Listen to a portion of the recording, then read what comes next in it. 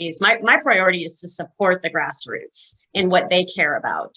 And so what I'm hearing from the grassroots in Tennessee is election integrity and education and medical freedom. Those are the top three. I would think states' rights are up in the priorities as well.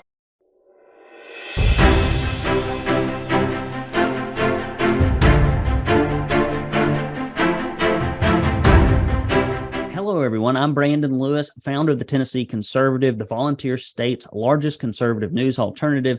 Today, we are joined by Aundrea Gomez. She has spent nearly a decade as an elementary school teacher working with students from different cultures and languages in California and Tennessee. Recently, she found herself taking a stand against mandates in her school district, which ignited a passion for studying the Constitution and the principles of conservatism. Aundrea holds a master's degree in education, but believes that historical, biblical, and constitutional knowledge is the key of renewing our country and culture. Aundrea lives in Middle Tennessee with her husband and two children. Aundrea, welcome to the program. Glad to have you. Thank you so much, Brennan. I appreciate the opportunity. I love what you're doing with Tennessee Conservative. It's a remarkable value that you're providing for the state. So thank you. Well, in the land of the blind, the one-eyed man is king, and we are the only publication that does this. So whether you like it or not, we are still the best. So talk a little bit about what led you down the path to conservative activism. There are a few folks that, for whatever reason, get bitten by the bug early, but it has been my discovery, at least on the conservative side, that people turn around one day and they're in it, but they didn't expect to be in it. So tell us a little bit about your journey, and then we'll talk a little bit about Citizens for Renewing America. Yeah, thank you. So I was a teacher, an elementary school teacher, as you mentioned. Never really thought of myself as an activist. And in my view, that was someone who, tied themselves to a tree or threw paint on someone who was wearing leather. And that's not how I've ever identified. But as a teacher, here in Williamson County, Tennessee, I taught English as a second language. And in 2020, I was very convicted that the mandates were out of line, that nobody had the authority, not a school district or a governor or a mayor had the authority to mandate that I had to wear a mask on my face, or that any of my students or my own children had to wear a mask on their face. So in August of 2020, I recovered from COVID. And within a couple of weeks, I went back. I realized they were never going to lift the mandates. We were never going to get back to normal. And it was also inhibiting my ability to teach these elementary age children who are learning English as a second language. So I stood up to the mandate by walking into my school without a mask on. I did get through 2 full teaching days with a big smile on my face. They were the best 2 days of that school year. And I was questioned, I was suspended, and ultimately terminated. They called it insubordination. And so that's how I kind of just became, just like the rest of us who were frustrated in those times. But I felt convicted that I needed to actually do something and stand up instead of just kind of following along. Well, I've often said, if you will not stand up for your values because you're worried about what other people think, or you're worried about the repercussions, your core values are what other people think. And it's not that your core values are not what you may blog or social media post about. If you're not willing to pay a price, and sometimes it's a high price, then you probably really aren't walking the walk. So there are all kinds of different ways to get involved. And obviously the best place to start is with your personal example, which you did in the school system. But later you found Citizens for Renewing America. Talk a little bit about that organization, its origins, and what it's all about. Yeah, for sure. And so just to kind of connect the education to this, I really was struggling to find a job in education. Didn't have a lot of these very leftist ideas of diversity, equity, and inclusion, or mandates of some sort. So I really was at a standstill with finding another job. And that's when I decided to look into something that was specifically conservative, so that I didn't have to pretend to be who I wasn't. So I did come across this organization, and it's been a godsend. It's an answer to prayer. Citizens for Renewing America is the activist arm of Center for Renewing America. So Center for Renewing America is the DC think tank. Both organizations are founded by Russ Vogt. He was President Trump's OMB director, so that's Office of Management and Budget. And he founded this organization for the purpose of holding the line on America first values and priorities. So in DC, they work on research and writing a lot of primers and toolkits and model legislation. And then at the state level with Citizens for Renewing America, I'm here to support and equip the grassroots activists across the state with their America First priorities. Now listen, this stuff does not run on rainbows, buttercups, and unicorn farts. No, hard, cold cash. Same thing that turns the wheels of corruption up in Nashville, but it can be used for conservative purposes as well. We've got to get off our keisters and quit being cheap and miserly. I said this when I was at the Moms for Liberty meeting in Williamson County. I may shame you auditorily, visually, and in person, because we need conservatives to put their money where their mouth is. I wish that when people posted on social media, there was some kind of little metric underneath their name that showed how much money they had contributed to conservative efforts, and maybe even how much time, other than just venting to their friends online or in person. And I believe the answer would be not very much, and I'll tell you why. I think only about 4% of people that consume our content support our publication financially, and then you wonder why there are so few conservative media sources. If you don't give, just go to the bathroom mirror, take a good look. That's why we don't have a lot of conservative media sources. I need your help, just like Cliff and some others that have set such a remarkable example. If you give any amount of money to the Tennessee Conservative in our effort to bring the shining light of truth into the volunteer state, you will get a Don't California My Tennessee bumper sticker, also a Proud Tennessee Conservative bumper sticker, and you will get this directory that Jason Vaughn has updated, and Jennifer will send out to you. Here it is. It's got good stuff in it. You need it.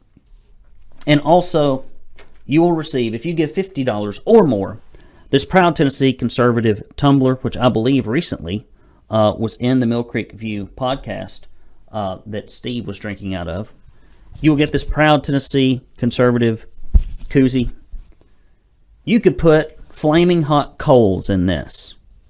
Maybe even a meteorite that came in from outer space in here, and it has insulative properties that would shield you from both the radiation and the heat. It is amazing. It is amazing. It is made of space-age material. You're going to love it. All right, guys, go to TennesseeConservativeNews.com/support, or as so many people do, mail a good old-fashioned snail mail check to the Tennessee Conservative, 1523 East 27th Street, Chattanooga, Tennessee, 37404, while we are still here. We may end up having to move offices. I'm not sure. There are changes afoot this year. We'll talk a little bit about issues that you're specifically going to be advocating for in Tennessee, especially as it relates to the upcoming session. I think it was last week. It seems like a long time ago because I've just been, it's my busy season and my paying job. I saw you at Hamilton County Conservatives, then I saw you at the Moms for Liberty in Williamson County, and I walk into Clay Doggett's office up in Nashville, and you're there as well. And so we saw each other 3 times in 2 days, I think, something like that. So you're out and about. I'm less likely to come out and about. But you're obviously up there for a reason. Talk a little bit about where you think that your agenda at Citizens for Renewing America and Tennessee intersect, and especially what's coming up in the legislative session. Well, so out and about, those are my pronouns because I have a Honda and I'm not afraid to use it. So yes, I am driving it all over the state, talking to groups, sharing our educational resources and so forth. My priority is to support the grassroots in what they care about. And so what I'm hearing from the grassroots in Tennessee is election integrity and education and medical freedom. Those are the top 3. I would think states' rights are up in the priorities as well, but those are the top 3 that I'll probably be spending a lot of time focusing on. As far as election integrity, and that's actually what I was up there talking with legislators. We started this last fall a coalition across the state which basically just means I identified some key players in election integrity in different counties across the state, brought them together so that we can collaborate and communicate on a weekly basis, and also help educate people by providing some experts on our weekly call. So that's our coalition. And as a coalition, we have developed a petition, a Tennessee voter petition, and we have some legislation that goes with that. So that's one of our main focuses is getting these 4 bills filed and getting the support behind them. And the petition is designed to get enough signatures so that the legislators see that this is what the voters care about and what they want. And if you want me to talk more specifically about those pieces of legislation or about that petition, I can do that. Yeah, go ahead. Run through the bills. If you who seems interested in carrying them, kind of give us a broad view of the 4 in succession. Okay, so it's really, I can talk about the petition and the bills all the same because they go together. So we have a bill for returning to precinct voting, which is actually based on our Tennessee state constitution. We have a bill for returning to election day rather than election season. That's also based off of our Tennessee state constitution. Actually says right in there that the voting shall begin and end on the first Tuesday of the month. And then we have a bill for a high security serialized hand marked paper ballot, and also a hand count to certify. And what we're stating is that those would be the primary sources for elections. So each of those points is in our petition, but they are separated out in 4 different bills. So they're not all lumped together in one. There's definitely some interest. I'm not at liberty to name names because they haven't all been filed yet, but we do have a lot of, we've met with legislators and presented all of this to them, and especially based on the Constitution, we've got a lot of positive response. So we're going to definitely have the support that we need to get these bills sponsored and co-sponsored in the House and in the Senate. So we're feeling really positive about that. Well, very good. Well, I hope you get some traction. You never know. You never know. I often say with the legislative session, be prepared for a few wins and more losses. Set your expectations low. With Republican leadership, you will not be disappointed. And so it has been rough to watch things go up there to die a slow, painful death as other things that are not in alignment with the GOP primary voters sail through with a full head of steam. So talk a little bit about how Tennesseans can get involved and learn more about your organization. Yeah, absolutely. So you can visit our website, americarenewing.com. You can also email me directly at Aundrea at citizensrenewingamerica.com. And that's that is AU. Yes. NDREA. It's on the screen behind me. That's right. That's right. Give that one more time. Aundrea at citizensrenewingamerica.com. And I'm happy to come and, as I mentioned, out and about and all over the state. Part of my job is to go and visit groups and network with them and find out what they care about, connect them to our resources that we have on our website. We also provide a weekly activist phone call that's every Thursday at 5 p.m. Eastern time. And that's a 30-minute call with Russ Vogt, and he's giving the most up-to-date intelligence right out of DC. In fact, the people that are on our call knew exactly what was going to happen in DC with the whole speaker fight. We're still celebrating the wins in DC. Russ was the architect behind the speaker fight, and also he also picked the fight on the church style committee, which was one of the concessions that we were able to get in that speaker fight. So it's exciting to be a part of an organization that knows what time it is and knows how to strategize to move forward with what our agenda is.